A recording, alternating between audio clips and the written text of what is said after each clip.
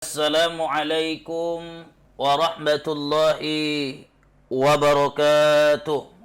Bismillah, alhamdulillah, wassalatu wassalamu ala sayyidina Muhammad ibn Abdullah wa ala alihi wa sahbihi wa mawalah, amma ba'. Segala puji bagi Allah Azza wa Jalla. Salawat dan salam atas Rasulnya Nabi Muhammad sallallahu alaihi wasallam. Semoga kelak kita akan mendapatkan syafaatnya di yaumil akhirat kelak. Amin ya rabbal alamin. Insan pendengar Radio Al-Fatih 107,30 FM, membebaskan hati, merajut silaturahmi. Pada kajian hampir buka kita hari ini, insyaallah kita akan membahas tentang iktikaf, sebab amalan yang biasa dilakukan Rasulullah sallallahu alaihi wasallam di 10 terakhir Ramadan adalah iktikaf. Oleh karena itu, sebelum memasuki 10 akhir Ramadan, saya berkeinginan untuk membahas seputar persoalan tentang iktikaf. Apa itu iktikaf? Secara bahasa, iktikaf itu adalah mengurung diri.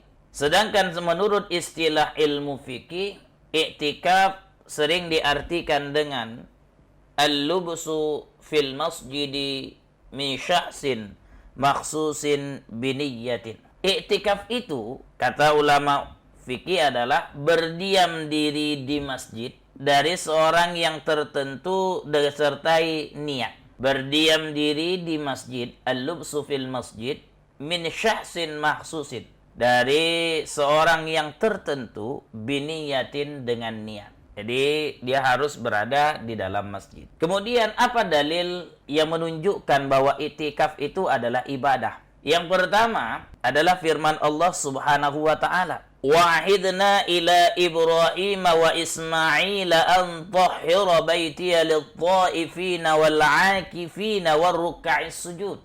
Dan telah kami perintahkan kepada Ibrahim dan Ismail, kata Allah, antahhira baitiya lit-ta'ifin, bersihkanlah rumahku, kata Allah, untuk orang-orang yang tawaf, wal-akifin, untuk orang yang iktikaf, war-ruk'is sujud, dan untuk orang yang ruku dan sujud. Ini bisa dicek di surah Al-Baqarah ayat 125. Kalau kita lihat dari ayat ini dapat dipahami bahwa ibadah iktikaf sebenarnya adalah salah satu bentuk ibadah yang sudah disyariatkan sebelum umat Nabi Muhammad sallallahu alaihi wasallam. Kemudian di ayat yang lain Allah Subhanahu wa taala juga menjelaskan, wala tubashiruhunna wa antum aakifuna fil masajid. Dan janganlah kamu campuri mereka itu, atau istri maksudnya, sedangkan kamu beriktikaf dalam masjid. Surah Al-Baqarah 180. Lalu kemudian apa dalil iktikaf dari hadis Rasulullah sallallahu alaihi wasallam? Hadis dari Aisyah radhiyallahu anha mengatakan bahwa anna Nabiy sallallahu alaihi wasallam, Nabi Muhammad sallallahu alaihi wasallam, kana ya'takiful ashral awakhir min Ramadan hatta tawaffahu Allah summa i'takafa azwajuhu min ba'di. Rasulullah sallallahu alaihi wasallam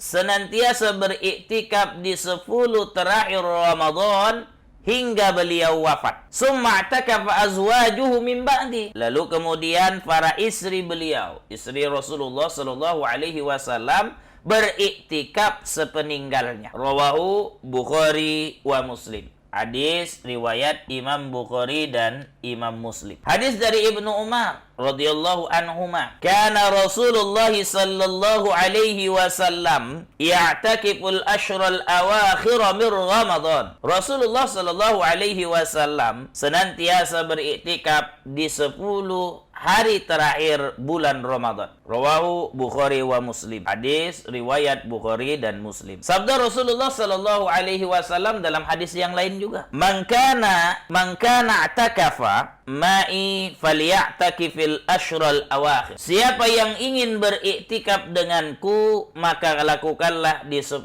terakhir. Rawahu Bukhari. Hadis riwayat Imam Bukhari. Kemudian ijma' ulama. Ibnu Munzir menuliskan, ini bisa dibaca di dalam kitab Al-Ijma' ya, halaman 7. Wa ajma'u ala anna al-i'tikafa la yajibu 'alan nasi fardhan illa ayyujibahul mar'u ala nafsihi fayajibu alaihi. Ulama sepakat bahwa iktikaf tidaklah berhukum wajib kecuali seorang yang bernazar untuk beriktikaf. Maka demikian wajib baginya untuk melakukan iktikaf. Hal yang sama juga dibenarkan oleh Imam Nawawi di dalam kitab Al-Majmu' jilid 6 halaman 475.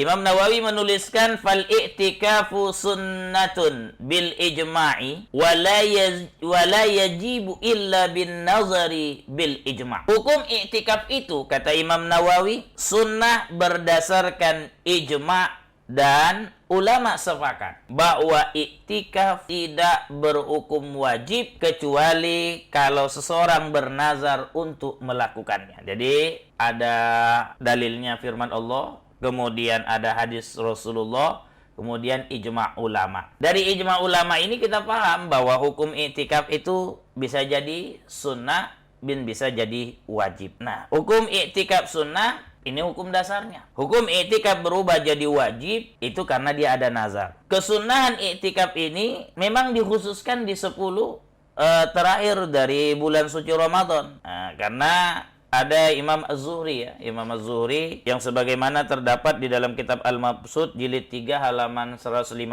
Ajaban minan nasi kaifa tarakul i'tikafa wa Rasulullah sallallahu alaihi wasallam kana yaf'alu syai'a wa yatrukuhu wa ma tarakal i'tikafa hatta qubida. Sungguh mengherankan, kata Imam Az-Zuhri, ada sebagian orang yang meninggalkan i'tikaf padahal Rasulullah Sallallahu Alaihi Wasallam terus melakukan iktikaf sampai beliau wafat. Lalu dituliskan selanjutnya, Imam Atha mengatakan, masalul mu'tafiki kamasali rajulin lahu hajatun ila azimin fayajlisu ala babihi wa yakulu la abrahu hatta taqdiya hajati. Orang yang beriktikaf itu seperti orang yang sedang punya hajat kepada penguasa yang terus duduk di depan pintu rumahnya dan sambil berkata, la abrahu hatta taqdiya hajati. Aku takkan pernah pergi dari rumah ini belum kau penuhi hajat. Jadi masalul mu'tafiki kamasali rajulin lau hajatun ila azimin fayajlisu ala babihi wa yakulu la abrahu hatta taqdiya hajati. Kemudian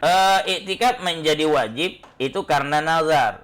Jadi jika ada orang bernazar, maka dia wajib melakukannya dan berdosa kalau ditinggalkannya. Sebab Rasulullah Shallallahu Alaihi Wasallam pernah bersabda, "Man nazara ayyuti Allah falyuti'hu." Siapa yang bernazar untuk taat kepada Allah, maka taatilah. Rawahu Bukhari. Hadis riwayat Imam Bukhari. An Umar radhiyallahu anhu annahu qala, ya Rasulullah, inni nazartu an a'takifa laylatan fil masjidil haram. Faqala an-nabiy sallallahu alaihi wasallam, "Aufi binazrika." Dari Umar meridhai Allah Subhanahu wa taala berkata, "Ya Rasulullah, aku pernah bernazar untuk melakukan iktikaf satu malam di Masjidil Haram." Lalu Nabi sallallahu alaihi wasallam menjawab, "Penuhilah nazarmu." Aufi binazrika, penuhi nazarmu. Rawahu Bukhari. Jika kita bernazar untuk iktikaf di masjid tanpa menyebutkan masjid apa, maka dalam hal ini di masjid di mana saja yang dimasuki boleh untuk dilakukan iktikaf dan sudah terpenuhilah nazarnya, sahlah nazarnya. Tapi jikalau dia bernazar, aku akan iktikaf di Masjidil Haram, maka menurut Imam Nawawi, iktikafnya wajib dilakukan di Masjidil Haram, tak boleh diganti dengan masjid lainnya. Nah, ini dijelaskan oleh Imam An-Nawawi dalam kitab Majmu' jilid 6 halaman 481. Para ulama fikih menilai bahwa tidak ada syarat harus laki-laki yang iktikaf di masjid. Perempuan pun boleh beriktikaf, tapi dengan syarat kalau dia sudah berumah tangga, ada izin dari suaminya. selama dia tidak dalam kondisi haid atau nifas, dia boleh melakukan iktikaf sambil menjaga adab-adab dirinya ketika keluar rumah. Hal ini diperkuat dengan sabda Rasulullah sallallahu alaihi wasallam, "I'zanu lin-nisa'i bil-laili ilal masjid." Izinkan kamulah untuk para perempuan pergi ke masjid di malam hari. Nah, rawahu Bukhari wa Muslim. Berkaitan dengan wanita haid, Rasulullah Shallallahu Alaihi Wasallam mengatakan, la uhillal masjida li haidin wala junubin. Dari Aisyah beridai Allah akannya berkata bahwa Rasulullah SAW pernah bersabda, tidak kuhalalkan masjid, la uhillal masjida, tidak kuhalalkan masjid li haidin, bagi orang yang haid, wala junubin, dan orang yang junub. Rawahu Abu Daud. Jadi seandainya terjadi di mana perempuan iktikaf tapi tidak izin kepada suaminya, atau dia iktikaf tapi tidak izin sama orang tuanya, persoalan iktikafnya sah atau tidak? Dalam kondisi iktikafnya sah, tapi dalam waktu bersamaan itu juga dia telah melakukan perbuatan dosa karena tidak meminta izin. Buat yang sudah menikah, minta izin sama suaminya.